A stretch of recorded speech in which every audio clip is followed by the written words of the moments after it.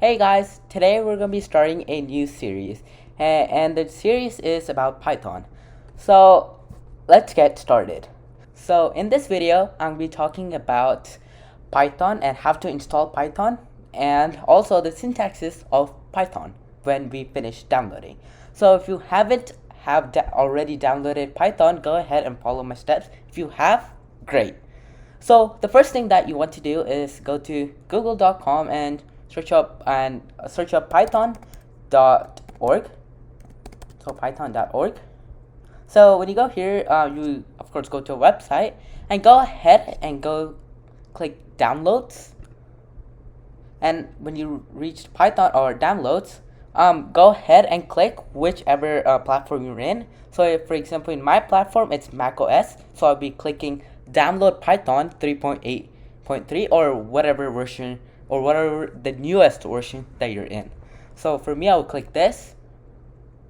And so since I already downloaded it, so I don't have to download it again. So after downloading Python, now we have to download a IDE. So the IDE could be any IDE. For example, like if you like to use Atom, go ahead. For me, I'm going to use VsCode, which is an IDE. So so if you want to download VsCode, go ahead and search up VsCode. Okay, and now click VsCode, this Virtual Studio Code right here, and just download and pick like whichever platform you're in. For example, in my case, it's Mac, and I don't need to download it again because I already downloaded it. So after you download Visual Studio Code, go ahead and open Visual Studio Code. Okay, and let's put this to full screen. And your screen should look something like this. And what you want to do is click open folder. And if you don't have like a folder, you can just create. So like I have a list on Python right here. So I'm just gonna create like a new folder. And here I'm just gonna name like demo. So create. So in demo, I'm just gonna open the demo folder right here. And great, now we have access the demo folder right here. Okay, so in demo folder, in order to write the Python code, you have to make a new file. So I'm just gonna make a file called like demo.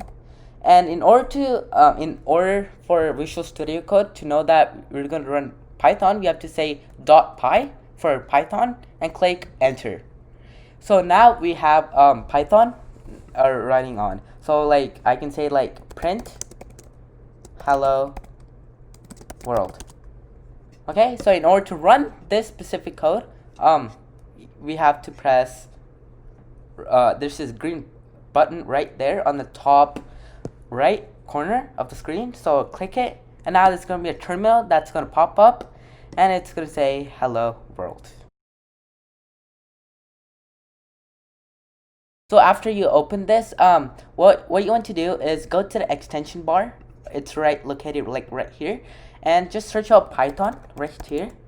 Okay, and there's like a bunch of things. So what you want to do is click you want to press Python and download it, and I already have this downloaded. And after you download this, go ahead and go to Python for VS Code and download this thing too, and also Python extension pack, and also install this package too. And great, so now I installed all the necessary things in order to download Python. So a special thing about Python is it's about its indentions. So like for example, if we were to put like a for loop, and if you don't know what a for loop is, I would be teaching on during the later in the video. So for example, if we were to put like a for loop, so like for I in range of like from 0 to 100, and what you want to do in like in JavaScript, you would do something like put a bracket here. Okay, put a bracket right here, but in Python, you don't put a bracket. It's all about the indentions. So when you put the semicolon right here and press enter, it's gonna direct you from like one tab right there. So I can say like print like hi. Okay, so when I press run code right there, it's gonna print hi right there. So for example, if you were to take this away and say like print hello, so it would only print hello and not hi, because this hi is not part of the for loop. Okay, so when I press run code, it's going to say hello. And of course, at the last part, it's going to say hi. So now if I press a tab, now it's in the for loop. Now it's not in the for loop. Now it is, now it's not. And you get the idea. So it's really important to keep on your intentions, because sometimes you want like this specific code to be in the for loop. So and you don't want to miss that out.